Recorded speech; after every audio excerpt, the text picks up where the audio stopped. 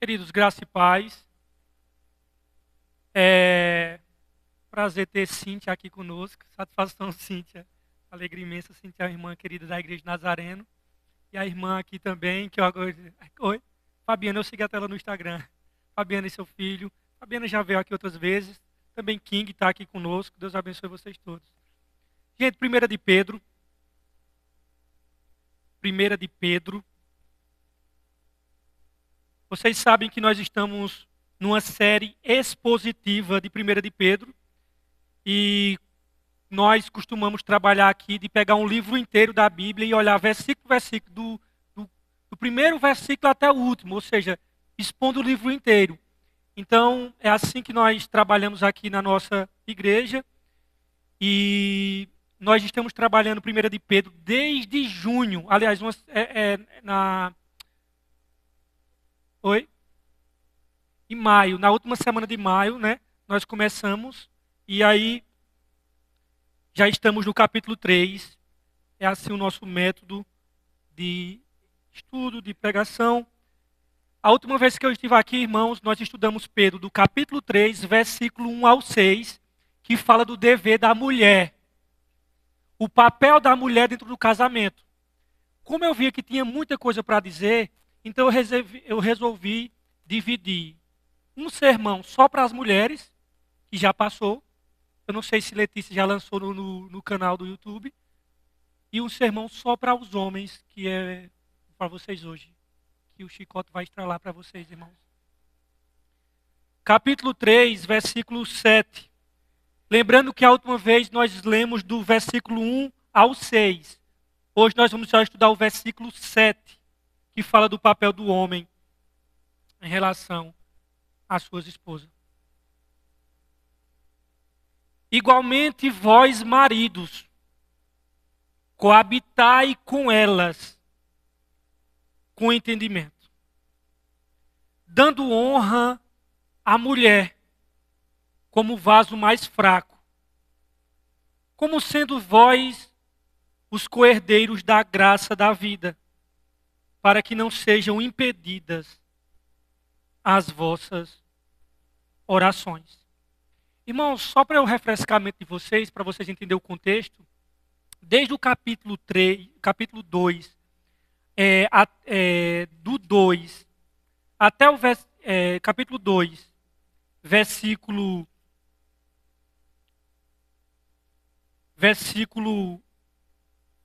13, ele vem falando de sujeição. E como eu expliquei da outra vez, essa divisão de capítulos e versículos, ela veio depois, porque a Bíblia originalmente era aquele rolo que não tinha nem capítulos e não tinha nem versículos. Era ali assim uma coisa só. Aí depois veio a divisão de capítulos, que aliás é muito boa, e depois veio a divisão de versículos, que realmente facilitou a nossa existência. Mas por que eu estou dizendo isso? Porque na verdade, obrigado irmão, quando nós entramos no capítulo 3, você diz assim, ora, ele vinha falando aqui de governos, nós estudamos isso, vinha falando sobre a relação de servo, do empregado e o patrão. Aí agora o capítulo 3 ele mudou. Não, irmãos, ele só mudou a esfera, mas o assunto continua, sujeição e submissão. Ele vem falando primeiro, do capítulo 2, versículo sujeição aos governos, não importa qual ele, nós temos que se sujeitar a eles. Depois ele vai dizer, olha, nós temos que se sujeitar, e não por causa do governo, por causa de Jesus. E aí depois ele vai dizer, olha, nós temos que se sujeitar na relação de patrão e empregado. E ele vai dizer, olha, não se sujeita apenas aos bons, não, aos maus também. E ele diz, por causa de Jesus, faça isso. Aí ele entra no capítulo 3 e começa agora a falar de sujeição dentro da família. E aí ele tirou 6 versículos para falar da sujeição da mulher com o marido, a submissão, e nós trabalhamos aqui esse conceito de submissão. E o interessante é que agora ele vai falar da submissão do marido. Ele diz assim, olha, a de vocês começa dizendo semelhantemente ou igualmente? Do mesmo modo, igualmente, semelhantemente. Semelhantemente ao quê?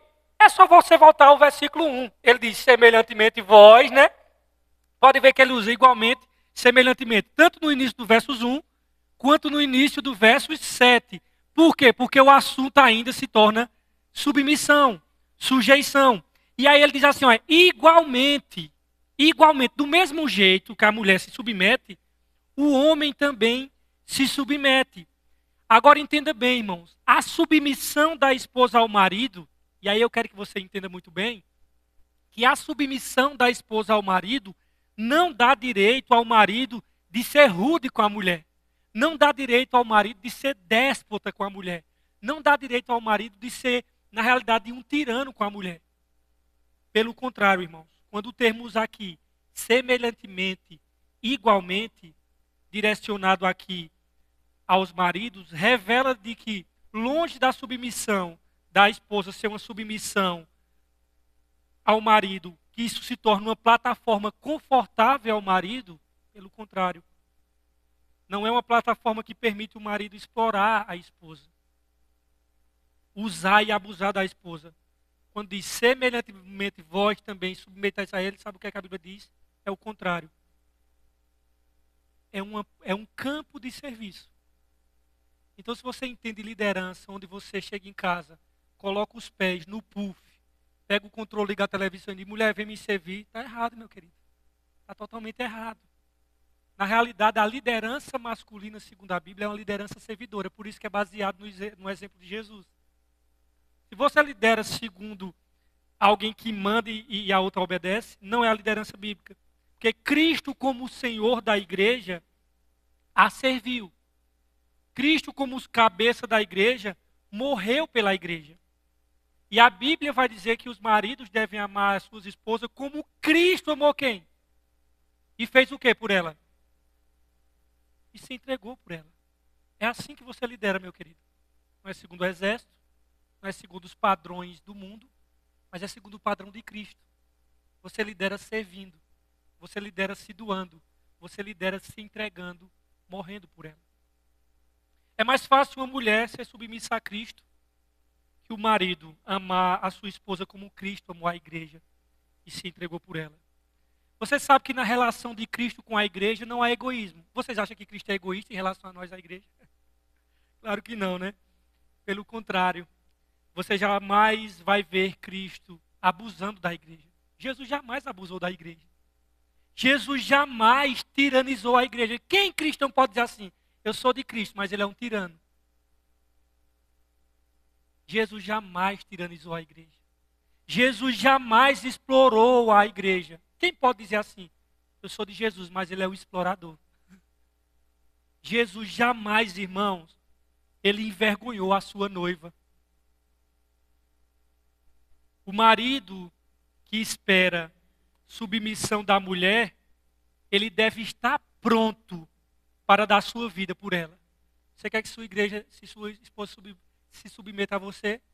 Então você já está pronto para dar a vida por ela? Porque é interessante, é que muitos cristãos, e aí eu vou trazer por aspectos, solteiros e casados, né?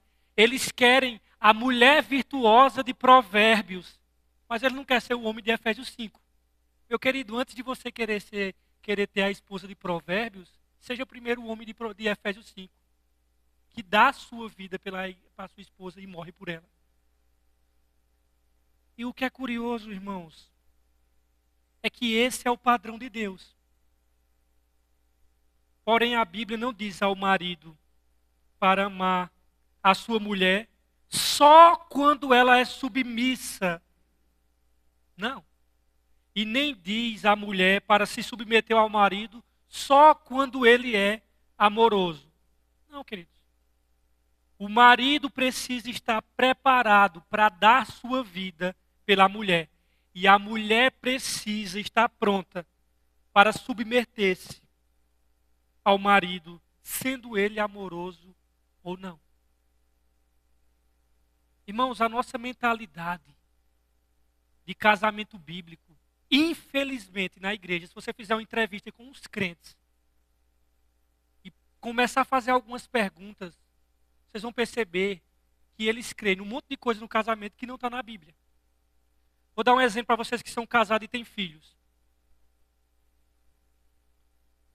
Se você estivesse, por exemplo, fazendo uma viagem de férias com a família e com os filhos, e nessa viagem, por exemplo, você tivesse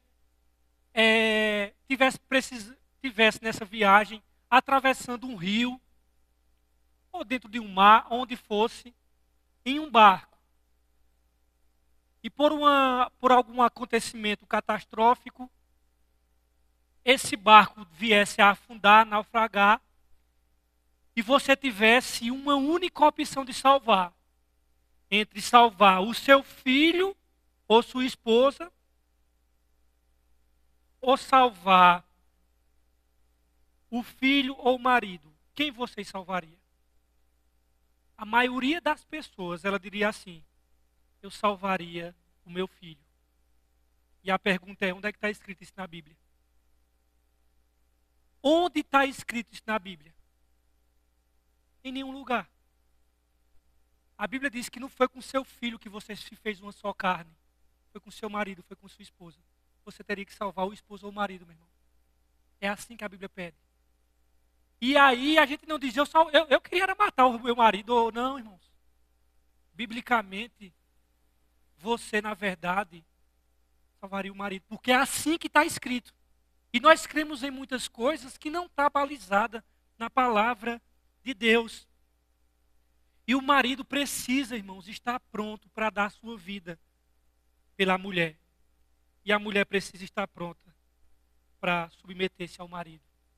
O que é mais curioso, queridos, disso tudo, é que os cristãos esqueceram que eles, diante de Deus, homem e mulher, são iguais em valor diante de Deus, mas eles são funcionalmente diferentes. Ou seja, eles são iguais em valor, mas Deus delegou funções complementares a eles. Como o assunto hoje é só os maridos, eu só vou voltar para os homens, porque hoje as mulheres vocês olham no YouTube, que eu acho que Letícia já lançou, não sei. Mas, irmãos, quando a Bíblia diz que o marido deve dar a sua vida pela esposa, eu quero que você entenda bem, irmãos, que quem carrega o peso em casa é o homem. Se numa situação,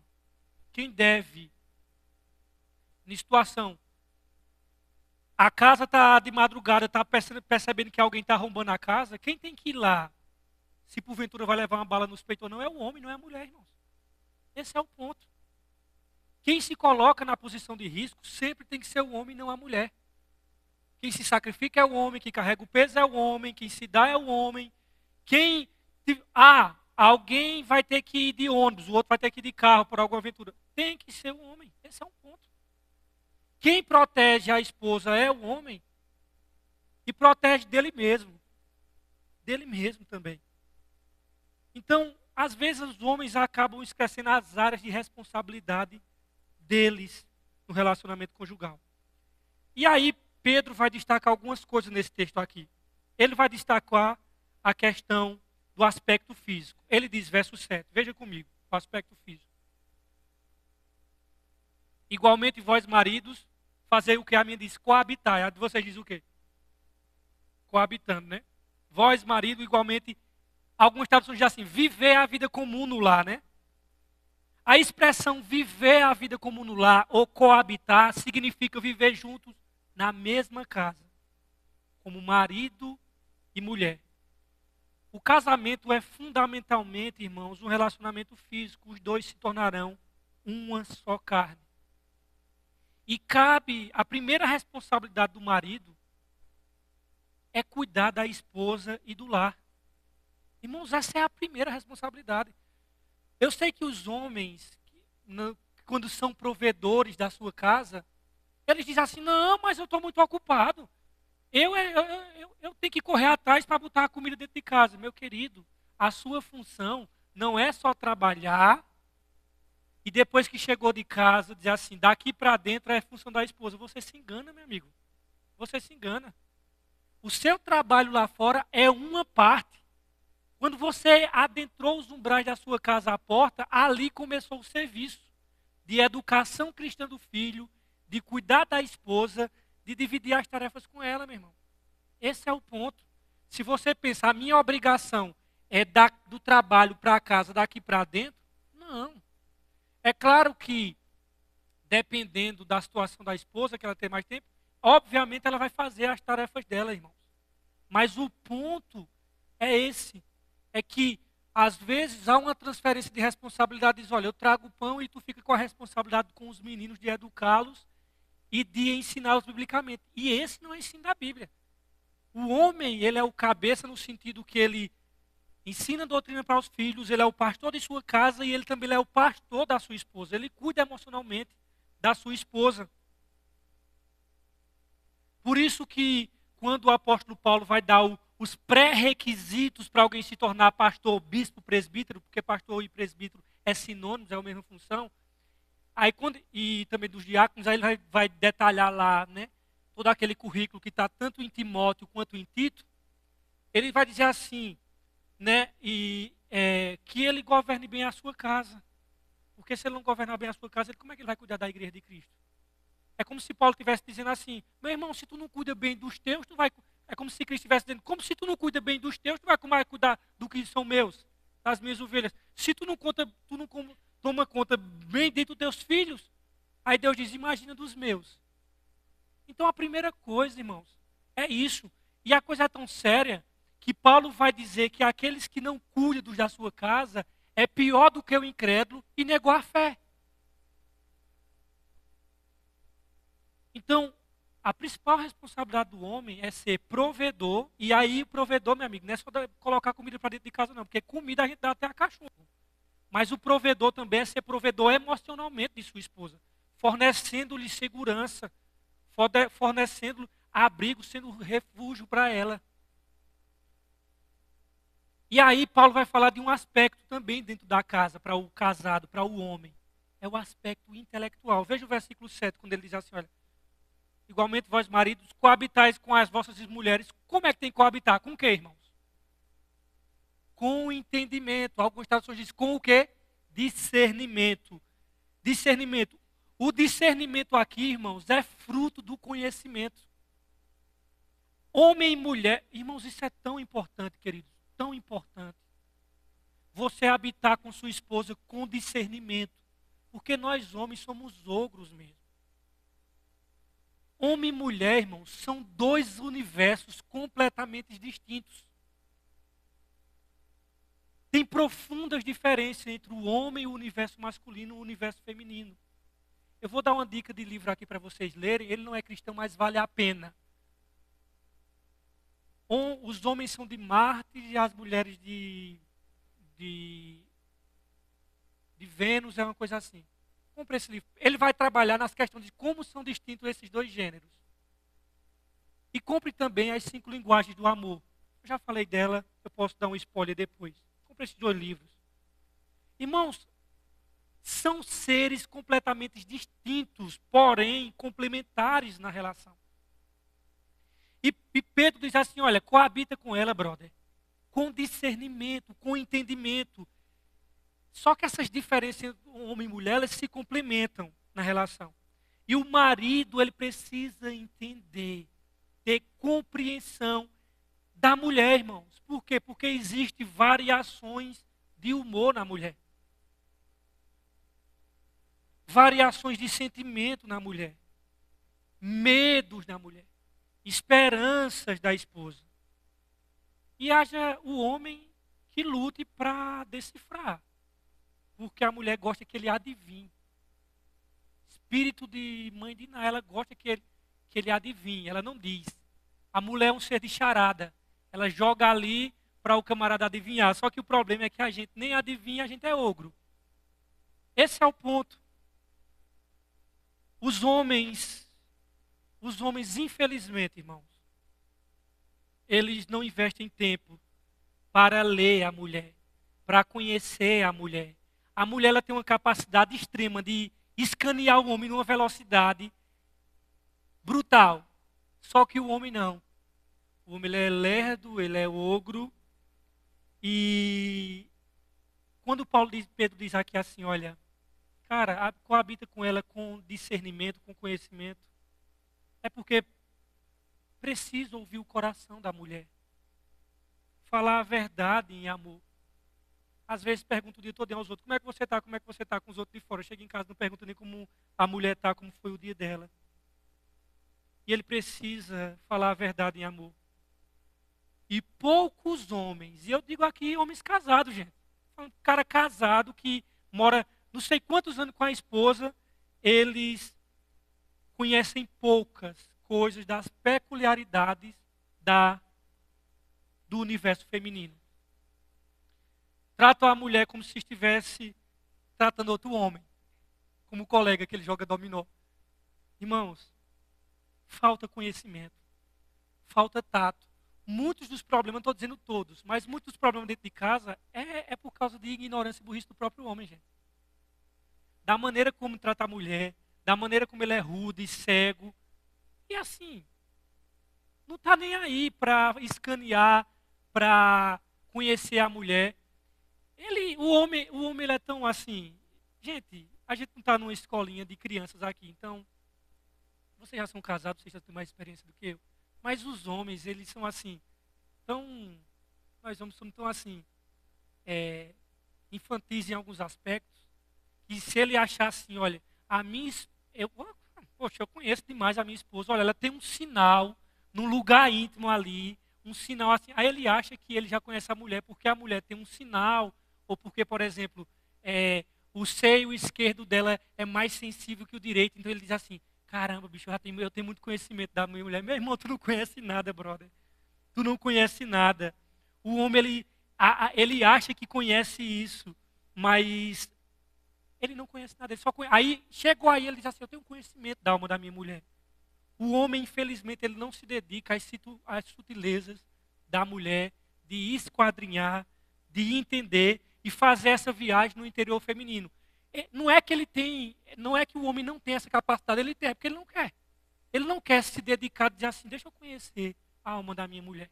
Não é o aspecto físico mais dela, mas é o âmago dela, é esquadrinhar ela, é escanear minha esposa, é me dar o trabalho, entre aspas, de conhecer as sutilezas da viagem do universo feminino. E, irmãos, infelizmente, hoje nós vivemos uma crise de masculinidade dos homens. Porque ser homem não tem a ver com usar barba e ter a voz grossa e ter a capacidade de fazer filhos. Isso não tem nada a ver com ser homem. Tem nada a ver. Na verdade, irmãos, o ser homem trabalha em outra categoria. O padrão de masculinidade nosso, irmãos, é Jesus. E infelizmente o homem, devido ao pecado, ele, quando se trata de exercer a liderança, ele peca em dois sentidos. Ou ele acaba exercendo essa liderança de maneira déspota, tirana, cruel. Eu sei o que manda aqui, dando murro na mesa e sendo bruto. Isso é antibíblico. Ou ele se exime dessa responsabilidade de ser o líder de casa e sabe o que é que ele faz? Transfere para a mulher. Vai, mulher, toma conta disso, eu não vou me preocupar com isso, não. Ou ele é um tirano, ou ele é um frouxo que diz assim: olha, assume aí. Infelizmente é isso. E o que o Evangelho quer é restaurar a nossa masculinidade, não masculinidade segundo Lampião ou gente brava. Masculinidade segundo Jesus, irmão. O maior exemplo de homem na Bíblia é Jesus. Não é um cara que chama palavrão, que toma cerveja, que dá murro e que tem uma barba de lenhador. Não. A masculinidade bíblica é Jesus. Jesus liderava segundo como? Servindo, se doando, se sacrificando. Eu vi uma coisa na internet muito curiosa. Acho que vocês já chegaram a ver também. Falando dessa diferença entre o universo feminino e o universo masculino. E o cara falou uma coisa que eu disse assim: cara, claro, eu não vou fechar com tudo que ele disse, mas guardar as devidas proporções, né, porque todos nós estamos em constante mudança, né, e se for cristão tem que estar em constante mudança para se tornar semelhante a Jesus, mas guardadas as devidas ilustrações, até certo ponto eu achei interessante o que ele falou. Ele comparou o homem com o sol e a mulher com a lua. Ele diz, olha, o sol é sempre sol. E a lua, não, a lua ela tem fases. E eu fiquei observando o que ele tinha dito. Aí ele disse uma coisa interessante. Ele disse, olha, aí ele faz uma comparação entre o casamento do sol com a lua. Não sei se vocês já viram isso pela internet. E ele diz que o sol casou com a lua e 20 anos depois, quando ele casou, o sorvete dele preferido era de maracujá. 20 anos depois perguntaram ao sol, qual é o teu sorvete preferido? Ele disse, de maracujá. Ele continua a mesma coisa. Só que a lua, o sorvete preferido dela era de maracujá. Aí 20 anos depois ela disse, ai que vontade de tomar um suco de um sorvete de maracujá. Ele disse, não se preocupe não que eu vou comprar para você. Ele disse, eita, poxa, mas uma hora dessa já é meia-noite, veja, ela queria meia-noite tomar um sorvete. Ele disse, mas já é meia-noite, não vai dar tempo. Não tem problema não, amanhã eu trago. Aí no outro dia, quando amanheceu, ele foi trazer o sorvete de maracujá. Ela disse assim, não tinha de morango não, ou de uva, já mudou. E ele diz uma coisa interessante, ele diz, por quê? Porque o sol sempre vai ser sol. Agora a lua, ela vai ter fases diferentes. Assim é a mulher. Ela vai mudando, ela vai variando. E o homem diz assim, mas tu não disseste isso hoje de manhã, eu não entendo, tu vai me endoidar.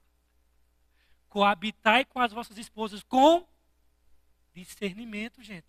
É isso que ele está dizendo. Escaneie sua esposa. Tente mergulhar nessa viagem do universo feminino para saber quem é a sua esposa. E Pedro, que era casado, diz, habitai com entendimento. Paulo, que não era casado, diz assim, olha, ame a esposa como Cristo ama a igreja e se entregou por ela. Paulo, por revelação do Espírito Santo, nos ensinou a amar a esposa como Cristo amou a igreja. Paulo não era casado. Ele disse, amai as vossas esposas.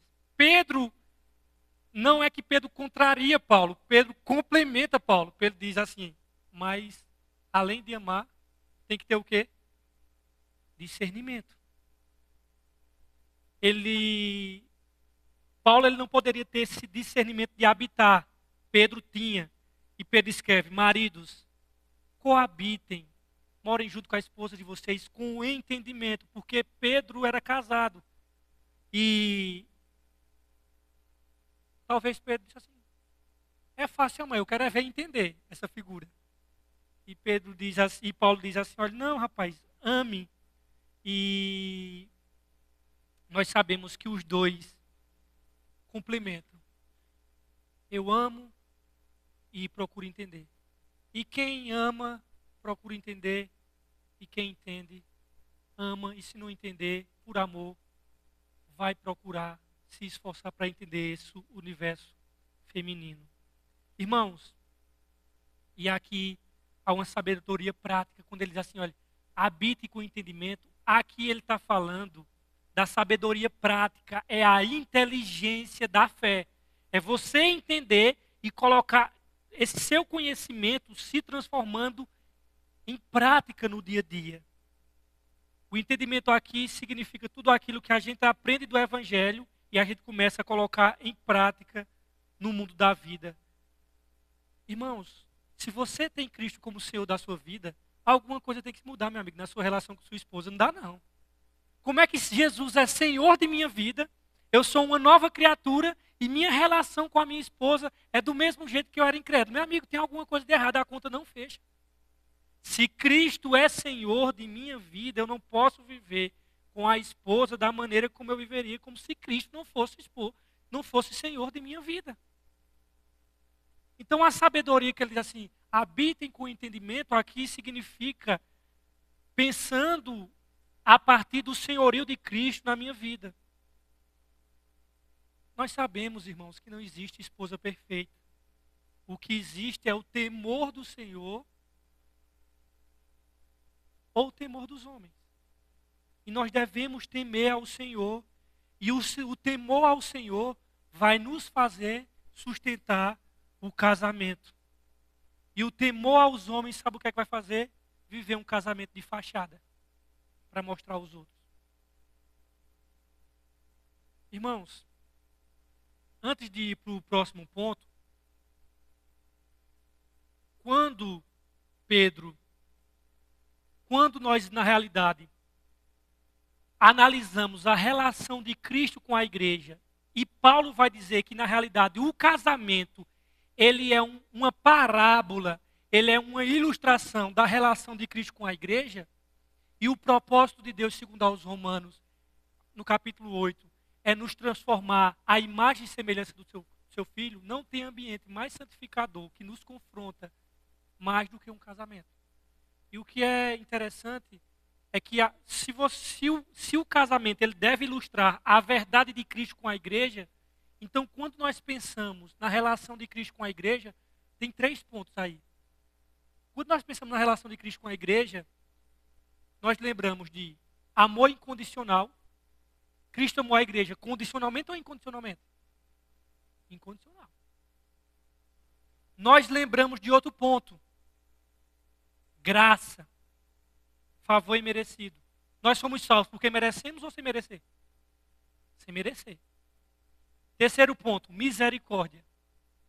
É ter o coração na miséria do outro. É ter empatia com a dor do outro e com o defeito do outro. Então, se a relação de Cristo com a igreja reflete esses 3 aspectos, amor incondicional, graça e misericórdia, e se o casamento deve refletir as verdades do Evangelho, que como Cristo amou a igreja e se entregou por ela, então eu devo colocar em prática no casamento a mesma coisa de que Cristo fez com a igreja. Aí o que é curioso é que nós somos igreja, mas na hora de praticar isso, não consegue. Porque, né? Por exemplo, meu irmão, eu tenho que amar ela incondicionalmente, porque o meu Senhor me amou incondicionalmente. Aí sabe o que é que a gente faz? Fica colocando condições para amar. Aí sabe qual é o nível de hipocrisia? É que nós chegamos em Jesus e dizemos, Senhor, eu te adoro, Senhor, porque o teu amor é tão grande, incondicional, como diz o hino, né? Tá, Deus me ama, e o seu amor é tão grande e incondicional. Só que quando chega para colocar na esposa, a gente estabelece condições. E a Bíblia diz, não, brother, tu tem que amar a tua esposa como Cristo amou a igreja, sem condições. Aí o que é que acontece? Cristo amou pela graça. Aí quando o marido, em vez de amar a esposa pela graça, e graça é favor imerecido, é dizer assim, vou usar um termo nordestino, essa febrenta não está merecendo não, mas eu vou amar ela pela graça. Sabe o que é que a gente diz? A esposa de alguma coisa diz assim, tu está merecendo tanto? Cara, mas Cristo amou a igreja sem merecer. E o Evangelho pede para eu amar sem merecer. A gente diz, mas tu está merecendo um grande... Meu irmão, tu está entendendo como a conta não fecha e tu não está praticando o Evangelho. Porque é justamente isso, ela não está merecendo mesmo não, aí é graça. Aí o Evangelho diz assim, Cristo amou a igreja, aí fala assim, a relação de Cristo com a igreja, misericórdia. Cara, como é que eu vou aprender a exercer misericórdia se alguém ela é fácil de pedir perdão, uma pessoa ela não é orgulhosa e ela corrige seus erros fácil? Irmão, vocês esposos, a gente só vai se tornar parecido com Jesus na medida que a gente colocar em prática o que Cristo fez com a igreja. Irmãos, por exemplo, se você é casado com uma pessoa que preenche todas as condições, quando era na tua vida que tu ia aprender na prática o que era amor incondicional? Tu nunca vai aprender, brother, o que é amor incondicional se tu é casado com alguém que preenche todas as condições. Meu irmão, como é que tu vai aprender o que é graça na prática, exercendo no outro, se a tua esposa merece tudo? Então tu nunca vai saber o que é favor imerecido. Tu vai saber o que é um favor bem merecido. O que ela está merecendo, então vai fazer favor. Tu só vai aprender graça. Na verdade, e Deus faz isso. Ele coloca 2 pecadores. E sabe o que é curioso na relação? É que nas áreas que a gente queria que a pessoa fosse mais forte, é justamente aí que ela é mais fraca. É para aprender o que é graça, gente. Poxa, bicho, eu queria que ele fosse tão... É justamente nessa área que eu queria que ele fosse tão forte. É justamente aí que o bicho é fraco. Ou ela é fraca. Para aprender o que é graça. E tu nunca vai aprender o que é misericórdia se uma pessoa volta rápido para pedir perdão, admite os erros fáceis. Só aprende misericórdia com um sujeito difícil e com uma esposa difícil. Na medida que a gente faz essas três coisas na prática, no casamento, a gente começa a se tornar parecido com o Senhor que a gente adora. Entendeu? Esse é o ponto. E diante de Deus, que vai cobrar de você, irmão, como você tratou sua esposa. Coabitar aí com ela, não do jeito que você pensa, mas com o entendimento da maneira de Deus. Aí Pedro vai falar aqui de um aspecto importante que os maridos negligenciam na esposa. É o aspecto emocional. Porque, geralmente, os maridos, colocando a feira em casa, ele já fica com a cabeça dele tranquila, sendo que ele já fez o papel dele. O lado emocional aí. E aí, infelizmente, os casais, eles deveriam ser os melhores amigos. Aí, ela vai desabafar com outro. Porque o próprio companheiro não é um amigo. Versículo 7 ainda. Igualmente vós maridos, coabitai com elas, com entendimento, dando honra à mulher. Vocês dizem assim, dando honra ou considerando... Dando honra a ela, aí diz assim. Como vaso o quê? Mais frágil. O marido precisa tratar a mulher, irmão, com cavalheirismo. Vocês estão pensando que é bonito um homem, que ele é crente, ele está mostrando aos outros que bota furando na mulher? Eu boto furando e é do meu jeito. Não é bonito não, irmãos. Quem acha bonito é o mundo lá fora. O cristão é outra dimensão. O marido, ele precisa tratar a sua esposa com cavalheirismo, com amor. Precisa ser romântico. Precisa ser carinhoso e amável no trato. Eu acho bonito o irmão Toninho com a irmã Nise. Muito tempo de casado. Quanto tempo, Cris? 48 anos. Pode vir, irmão. Se eles vierem, pode olhar. Na hora que ele sai do carro, ele dá, usar uma palavra do vernáculo nordestino, da erudição nordestina. Arrudeia o carro. Faz parte da erudição nordestina. E abre a porta para Nise. Meu irmão, no começo de namoro, o cara bota até um tapete vermelho. Agora, depois de 40 e poucos anos, isso honra Jesus, irmãos. Isso honra Jesus. Isso alegra o coração do Senhor. Precisa ser romântico, carinhoso e amável no trato. Irmãos, nada fere mais a mulher do que um marido que destila veneno, casca grossa, rude no trato. Isso acaba com a alma da mulher. É óbvio que Pedro não está dizendo que a mulher é parte mais frágil mentalmente, dizendo que ela é mais incapaz mentalmente ou espiritualmente. Não é nesses termos. É fisicamente. A mulher é mais sensível na alma e mais frágil na força física. Se bem que tem uns que carregam mais peso do que eu na academia. Mas isso é outra história. Aí é discussão para outra coisa. Então, dessa forma, irmãos, como o mais forte dos parceiros no casamento, o que Pedro está dizendo aqui é que o marido, ele deve proteger sua esposa e cuidar dela. O marido deve carregar os fardos mais pesados e proteger a esposa e suprir todas as suas necessidades físicas, emocionais e espirituais. O marido deve tratar a esposa como um vaso precioso, porém frágil. Digamos que vocês estivessem fazendo uma mudança. Está fazendo aquela mudança e tem aqueles, para isolar, né, para não quebrar, não tem aqueles plástico bolha, né, que eu amo estar estourando aquilo ali. Né? E digamos que você esteja fazendo uma mudança, tal, aquela coisa toda, e tá lá, aquele vaso que todo mundo tem dentro de casa, ou uma mãe, ou uma esposa que tem uma coisa que ela diz assim, olha, pelo amor de Deus, não toca aí não, que parece que só de olhar vai quebrar, né? Pronto, imagine um desses, olha, Salete Rio já se entregou. Então o que é que acontece? Que você diz assim, não toque aí não, pelo amor de Deus, tá? Aquele maior cuidado. Imagine que você está fazendo uma mudança, empacotando tudo, e tem esse tipo de vaso assim. E já tem outro vaso de lata, de ferro, que ele cai, o cara joga para um canto, que quebra, mas o bicho não amassa. Só que tem um papel bolha para você proteger. Você vai proteger quem? O delicado.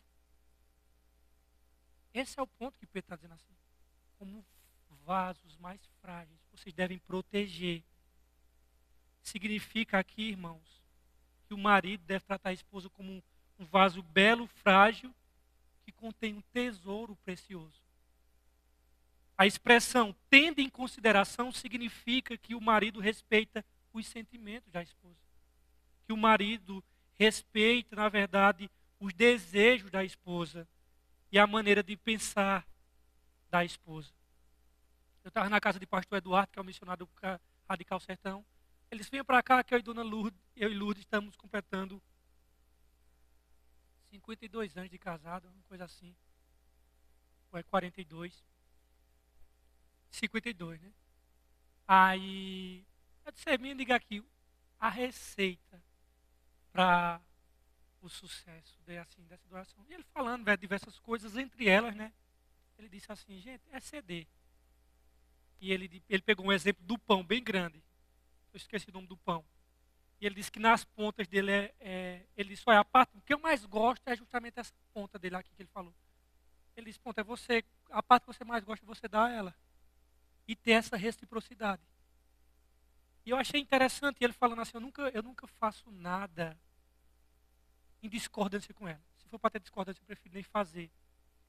E, irmãos, é isso que o marido crente. Meu amigo, você pode pregar, você pode ter conhecimento da palavra, de teologia. Se você não trata bem sua esposa, nós vamos estudar agora, as suas orações são interrompidas diante de Deus. Você quer saber como um homem ele é espiritual? Não é o quanto ele conhece de Bíblia. Olhe ele dentro da casa dele. Porque é dentro da casa dele que vai revelar o quanto ele é bíblico e espiritual ou não. Eu já ouvi de pastores de igreja, e eu subscrevo isso daí, com certeza, irmão. De pastores antes de convidar alguém para pregar na igreja, ele diz assim, me dê o número da sua esposa que eu quero conversar com ela. Depois que eu conversar com ela, eu digo se você pregar aqui na minha igreja ou não. Quer saber quem é o pastor, meu irmão? Converse com a esposa dele. É lá que vai revelar se ele é espiritual ou não. A espiritualidade do homem, ela se revela principalmente na maneira que ele cuida da sua esposa e dos seus filhos. John MacArthur, pastor batista da igreja dos Estados Unidos, ele diz uma coisa interessante, ele diz, o marido cristão mostra o que pensa sobre Cristo da forma que ele trata a sua esposa. Vamos para o final agora do versículo 7, que diz assim, para que não sejas impedido o quê, irmãos? Quando o marido não trata bem a esposa, não honra ela, o que é impedido? Meu irmão, ele perde o contato com Deus. Acabou o crédito, não tem como ligar mais não. Imagina que uma operadora, você tem um plano, só que daqui a pouco, o bônus, o contrato falou, você não tem um aparelho? Né? Mas ligue. Não entra mais em contato. Acabou o crédito. A linha foi cortada. Ah, mas eu tenho fé em Jesus. Tu tem fé em Jesus, mas Deus não está escutando não. Já paraste para pensar nisso? Tu já parou, brother, para pensar que tuas orações, e Deus já não está te ouvindo há um bom tempo, por conta da maneira que tu trata a tua esposa? E aí, que Pedro diz, tratai dignamente, porque sois juntamente herdeiros da graça da vida, para que não se interrompa as vossas orações. O que Pedro está dizendo é que se o marido, presta atenção, vá com essa para casa, meu irmão. Se o marido falhar em amar, em honrar e respeitar a sua mulher, tal comportamento interromperá suas orações. Simples assim. Como eu falei hoje no grupo da igreja, os suspiros da mulher maltratada se interpõem entre as orações do esposo e os ouvidos de Deus. Se interpõe, meu brother.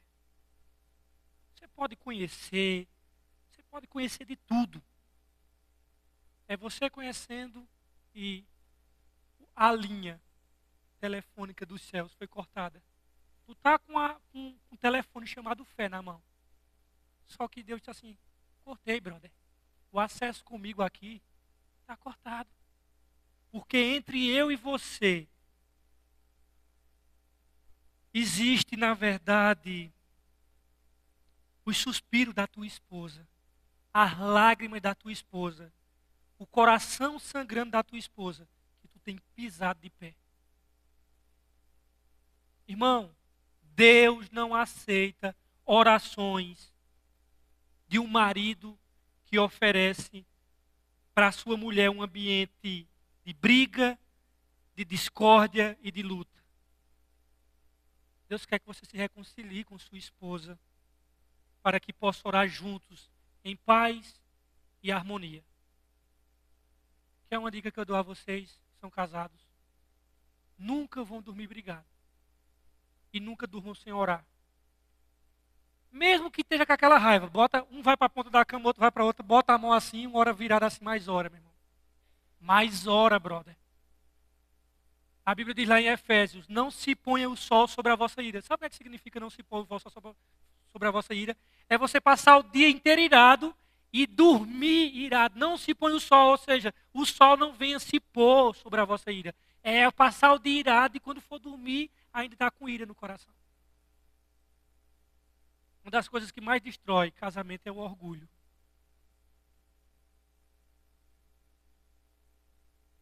Deus quer, irmãos, um ambiente de paz e harmonia dentro do casamento cristão. E um marido bíblico, ele é uma bênção dentro de casa. E a esposa começa a ser moldada pelo caráter do marido.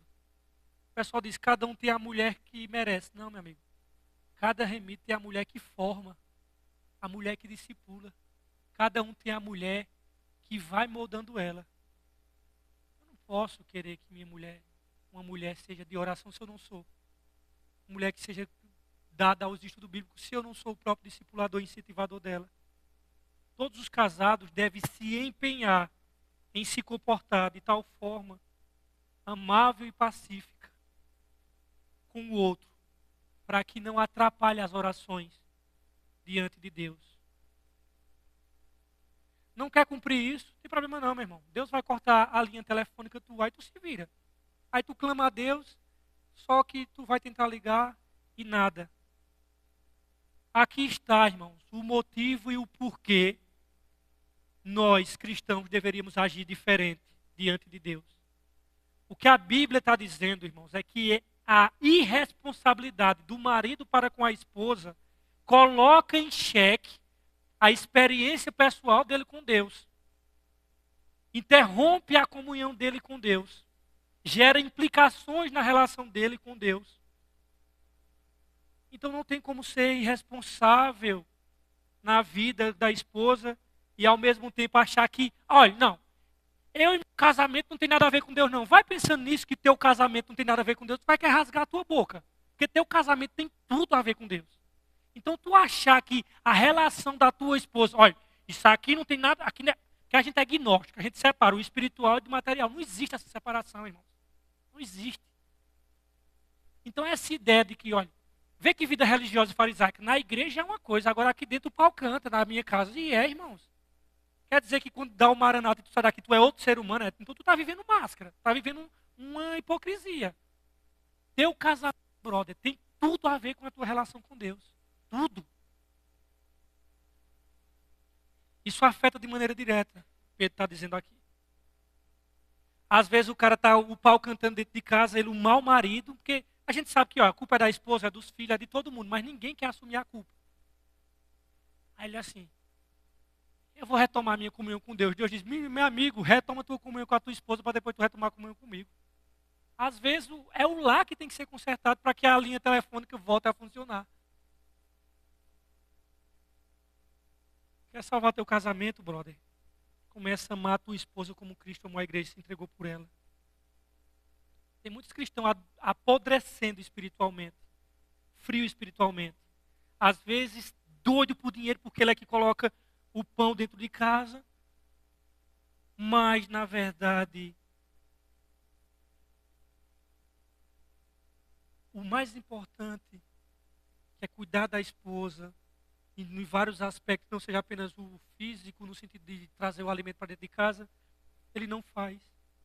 E as orações e a comunhão já está interrompida diante de Deus. Quando você falha naquilo que é exigido, meus irmãos, Acabou-se. O nome disso é desobediência, o nome disso é pecado. Como é que a bênção do Senhor vai estar? O marido tem que lembrar, eu acho interessante o texto lá de Mateus, quando Jesus diz assim, olha, se tu tiver brigado com o teu irmão e for levar a tua oferta, o que é que ele diz? O que é que a pessoa faz antes de deixar a oferta no altar? Ele diz, volta, se reconcilia com ele e depois sim vai dar a oferta. Cara, como é que Deus vai aceitar um louvor, uma oração, uma pregação do cara que maltrata a esposa ou agride ela, seja física, verbalmente ou seja lá o que for? Vai, meu irmão. Não vai. Esse princípio aqui é o que tem que ser entendido. A bênção de Deus está no nosso lar, irmãos, quando nós honramos a nossa esposa. Tem maridos que ele tem orgulho de desprezar a esposa para mostrar que ele é o bambambam. Bam, bam. Faça isso não, meu irmão. Você como crente, isso é horroroso. Isso é um mau testemunho ao evangelho. As pessoas têm que olhar para você e dizer, mas rapaz, que homem, qual é a maneira que ele trata a esposa dele? Sabe por que eu trato assim? Porque o evangelho me ensina isso. Isso traz glória para Jesus. Agora não é tratar a tua esposa bem para tu ficar bem na fita, não. É para a glória do Cordeiro. É para a glória de Jesus, irmãos. Tudo tem que ser para a glória dele. E você tem sido um instrumento dentro da sua casa? Ou Deus não ouve mais sua oração? E aí, irmãos, para nós chegarmos no final, eu não sei se vocês conhecem, ele não é cristão, tá? Ele é um filósofo chamado Zygmunt Bauman. Ele é que cunhou o termo sociedade líquida. Você já ouviu falar de sociedade líquida? Que é aquela sociedade que diz assim, eu te amo, mas não tem compromisso com o amor, não sangra pelo amor. É só assim, eu te amo, mas enquanto tu for útil para mim, eu estou te amando. Depois que tu não servir mais, ó, pé na bunda, e eu já mergulho em outro relacionamento. Porque esse relacionamento está me fazendo bem. O teu me fez bem temporariamente, mas agora, ó, quantos casais podemos dizer assim, ó, o cabo saiu de casa do nada e deixou todo mundo para trás. E menos espera ela aparece com outra. Por quê? Porque na cabeça dele, ele amou até enquanto estava servindo a ele. E Bauman, embora não seja um cristão, mas com muita sabedoria, ele chama isso de relacionamento líquido. É que alguém fala que ama, diz que ama, mas não sangra por esse amor. É um amor até enquanto é útil para mim. Depois que não for útil, ó, pezinho na bunda e tchau, tchau. Brother, deixa eu dizer uma coisa a você.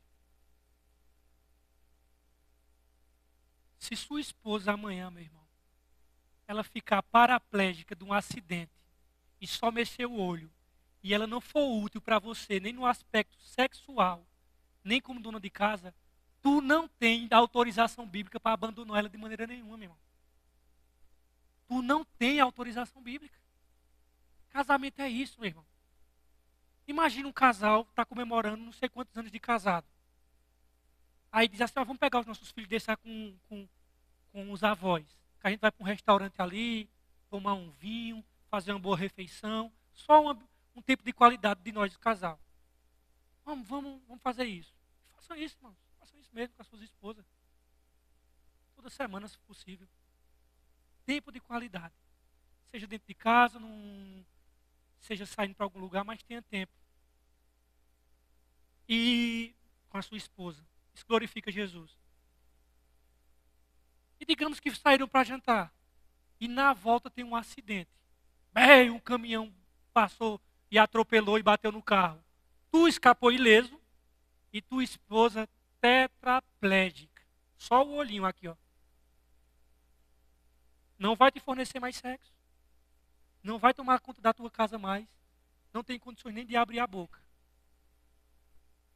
Meu amigo, se você tiver com a mentalidade da sociedade, sabe o que é que você vai fazer? Cara, eu não vou perder minha vida. Eu tenho um monte de coisa ainda para viver. Como é que eu vou perder minha vida com essa pessoa? Tchau, tchau, bye, bye. É assim a sociedade líquida.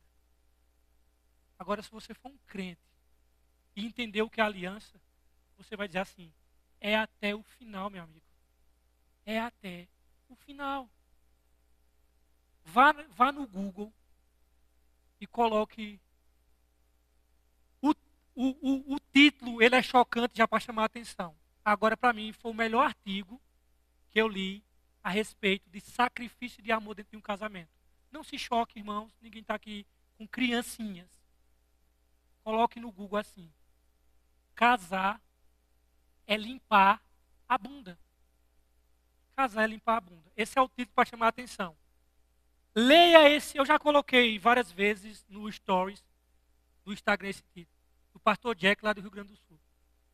Leia exatamente isso. Aí você vai entender o que é casamento. Que a galera vai casar, ele só pensa ali no sexo e naquela. Pensando, meu amigo, o sexo é uma parte, brother.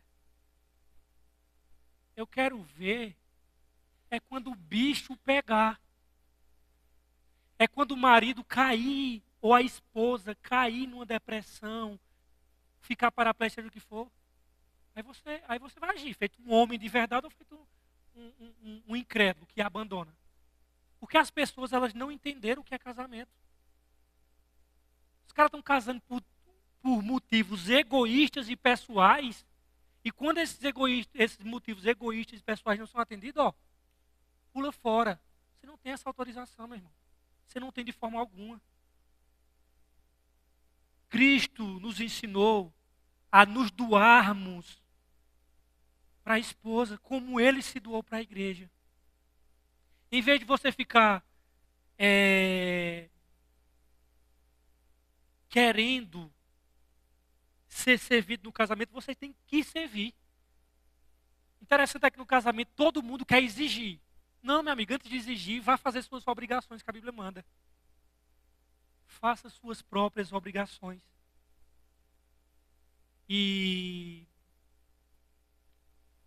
o que é interessante disso tudo é que tem pessoas que estão numa crise de casamento e acham que chegou no fim do túnel. Quem disse que o casamento em crise não pode ser restaurado, irmãos? Claro que pode. Vocês acham que uma aliança que cai dentro de uma lama, ela vai se tornar destruída pela lama? Não. Ela está dentro da lama, é verdade. Mas você basta atolar a mão na lama, pegar a aliança e lavar ela. Um casamento, às vezes, pode cair na lama. Mas por mais que haja ou houve pecado dentro de um casamento, há restauração, irmãos. Há restauração. Não há casamento tão destruído que Jesus Cristo não possa restaurar. A Bíblia não oferece o casamento como uma aventura de 3 anos. E depois eu vou embora igual um chiclete quando perde o sabor. O casamento é uma aliança que não se quebra. Ah, mas eu achei que meus pecados quebraram a aliança. Não. Se você quebrou o pacto, repactue. E repactuar significa recomeçar, se humilhar, reparar. E não tem recomeço sem humilhação, irmão. Nós temos que se humilhar mesmo. Exige humilhação. Não tem recomeço sem humilhação, sem reconhecer o pecado. Se você ficar negando e tapando o sol com a peneira, cada vez mais vai se enfiar na lama e vai destruir tua vida.